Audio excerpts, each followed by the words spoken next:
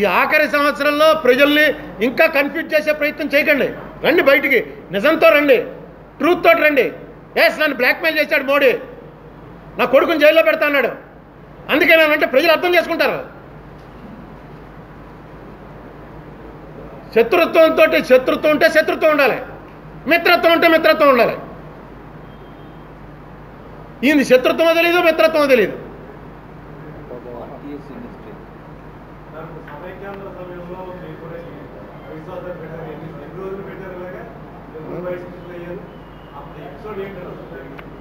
అండి మేము అవిశ్వాస తీర్మానం ఎందుకు పెట్టామంటే, రాష్ట్రం విడదీసేస్తున్నప్పుడు మా మాట వినాలి అన్నది ఆర్టికల్ 3లో ఉంది. అసెంబ్లీ నుంచి ఏదైతే వస్తుందో వాళ్ళది అసెంబ్లీని అడగకుండా చేయొద్దు అన్నారు. అసెంబ్లీని అడిగారు, వీళ్ళు చేయొద్దు అని తీర్మానం చేశారు. అక్కడికి వచ్చింది. అక్కడ నేను మాట్లాడడానికి 3 సార్లు విఫల ప్రయత్నం చేశాను.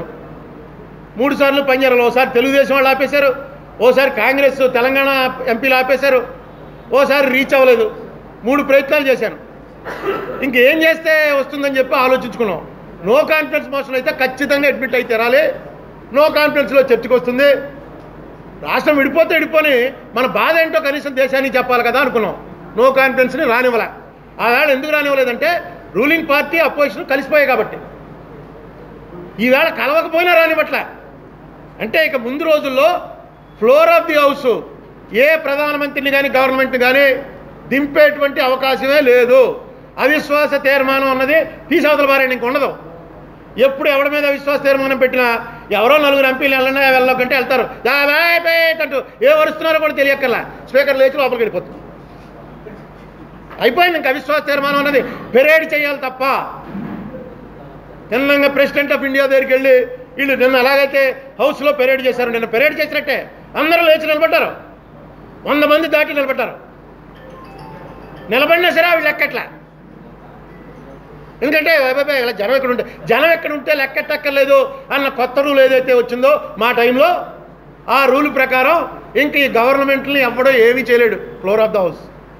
తర్వాత ఏ బిల్ అన్నా సరే వాళ్ళకి అనుమానం ఉందనుకోండి, మెజారిటీ అంగీకరించరేమో అని 4 వెళ్ళలోకి పంపుతారు, ఆవిడ కొట్టేస్తుంది. ఐ సావిట్ ఫైనాన్స్ బిల్లే కొట్టేసింది కదా. అసలు పార్లమెంట్ ఎందుకండి?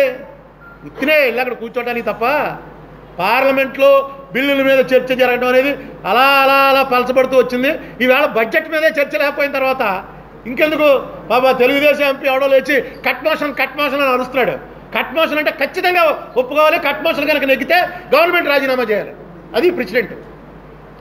కట్ మోషన్గా వీళ్ళు అసలు ఇదే మాట్లాడకపోతే ఈ బిల్లు పాస్ అయ్యి ఏపీ రీఆర్గనైజేషన్ బిల్లు పాస్ అయిన టైంలో బెంగాల్కి చెందిన సౌగత్ రాయ్, మన హైదరాబాద్ అతను ఓవైసీ, వీళ్ళిద్దరూ లేచి ప్రతిదానికి లేచి డివిజన్ అని అరుస్తూ ఉండేవారు. డివిజన్ అంటే ఖచ్చితంగా ఓటింగ్ పెట్టాలి.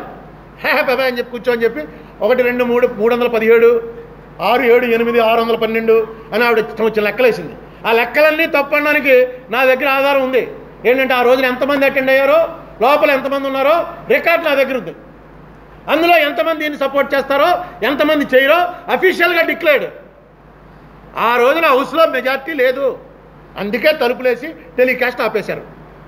దాని మీద చర్చ పెట్టండి రా అని 2014లో కొత్త పార్లమెంట్ ఏర్పడినప్పటి నుంచి నా పని అదే. ఢిల్లీ వెళ్ళటం, తోట నరసింహాన్ని అడగటం, సుబ్బారెడ్డిని అడగటం, మళ్ళీ తోట నరసింహాన్ని అడగటం, సుబ్బారెడ్డిని అడగటం. ఏమైనా పాత పార్లమెంట్ ఇప్పుడు ఎవడు టేకప్ చేస్తాడంటే మళ్ళీ అంతా చరిత్ర అంతా తీసి ఇందిరాగాంధీని జైలుకే పంపేశారా బాబు. పాత పార్లమెంట్లో తప్పు చేసిందని కొత్త పార్లమెంట్లో జైలు శిక్ష విధించి లోక్సభకే పోలీసు వాళ్ళు వచ్చి తీసుకుపోయారు, లోక్సభ నుంచే జైలుకి. ఇంత ప్రెసిడెంట్, ఇంత బలమైన ప్రెసిడెంట్ ఉంది, గట్టిగా గొడవ చేయండి అంటే ఆ రోజున మరి కారణాలు ఏంటో కానీ ఎవరో ఇనిషియేట్ చేయలే. గొప్ప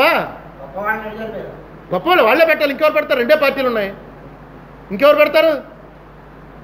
ఉన్నాం 2 మనీ. ఏ కమ్యూనిస్ట్ వాడు ఒకటి ఉండుంటే చెప్తును, వాళ్ళు డెఫినెట్గా పెడతారు.